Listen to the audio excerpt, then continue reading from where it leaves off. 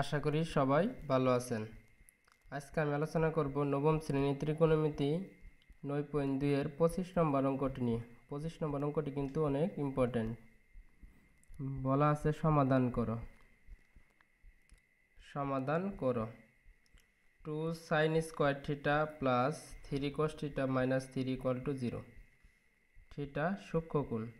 সূক্ষ্মকোণ বলতে বোঝায় 0 ডিগ্রি চাইতে বড় হইতে হবে, 90 ডিগ্রি চাইতে ছোট হইতে হবে থিটার মানটা। তাহলে আমরা শুরু করছি সমাধান। এখন 2 sin square theta plus 3 cos theta minus 3 সমান 0। এটা আমাদের অঙ্কের ডাকে বলা আছে। তাহলে বা 2 থাকলো এই sin স্কয়ার থিটার সমান সূত্র হইতেছে 1 মাইনাস cos স্কয়ার থিটা। তাহলে কি বললাম, sin স্কয়ার থিটা সমান 1 মাইনাস cos স্কয়ার থিটা। কেন sin স্কয়ার থিটাকে আমরা সূত্র ফেলাবো, কারণ এখানে 3 cos থিটা আছে, তার মানে আমাদের cos থিটার আকারে কি করতে হবে, বানাইতে হবে। এই জন্য আমরা sin স্কয়ার থিটা সমান লিখছি 1 মাইনাস cos স্কয়ার থিটা। 2 থাকলো বা plus 3 cos theta minus 3 equal to 0। বা এই 2 কিন্তু এই যে ব্র্যাকেটের যে অংশটুকু আছে এর সাথে গুণন আছে, 2 এর সাথে 1 গুণ করলে 2 প্লাস মাইনাসে minus 2 cos square theta plus 3 cos theta minus 3 equal to 0। বা আমরা সর্বোচ্চ ঘাত আগে লিখব, minus 2 cos square theta plus 3 cos theta, 3 থেকে 2 বাদ দিলে মাইনাস 1 ইকুয়াল টু 0। বা এই সমীকরণটারে আমরা মাইনাস দ্বারা গুণ করব, অথবা মাইনাস কমন নিলেও অঙ্কটা হবে। মাইনাস দ্বারা গুণ করলে কি হবে, মাইনাস মাইনাসে plus 2 cos square theta plus মাইনাসে মাইনাস 3 cos থিটা মাইনাসে মাইনাসে প্লাস 1। তাহলে আমরা কি করলাম, মাইনাস দ্বারা সমগ্রটারে গুণ করলাম, তাহলে চিহ্নের পরিবর্তন হবে। তাহলে বা 2 cos square theta minus 3 cos theta plus 1 equal to 0। বা 2 cos স্কয়ার থিটা থাকলো। এখন আমরা মিডল টার্ম করব। মিডল টার্ম করার নিয়ম কি, এই যে এই পাশে 2 আর 1 মানে গুণ করতে হবে আমাদের।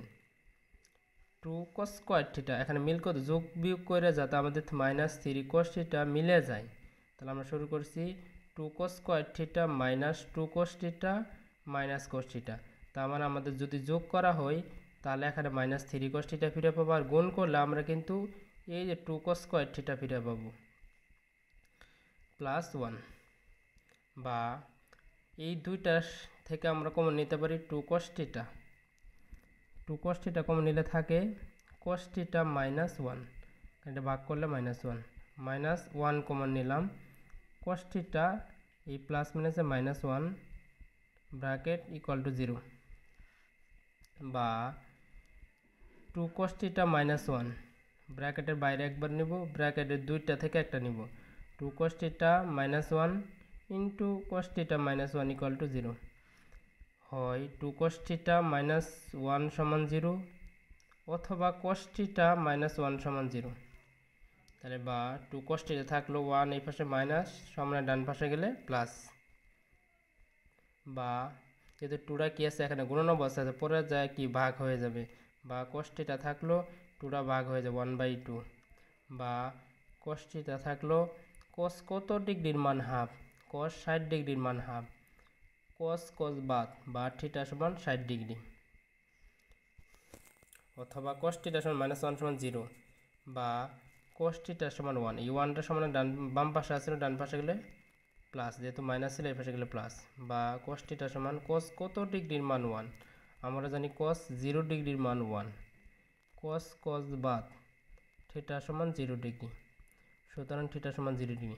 এটা কিন্তু আমাদের গ্রহণযোগ্য হবে না, কারণ আমাদের বলছে যে থিটা সমান সূক্ষ্মকোণ হইতে হবে। সূক্ষ্মকোণের শর্ত হলো 0 ডিগ্রি চাইতে বড় হতে হবে, 90 ডিগ্রি চাইতে ছোট হবে। তাই কিন্তু আমাদের এই থিটা সমান 0 ডিগ্রি, 0 ডিগ্রি চাইতে বড় হতে হবে।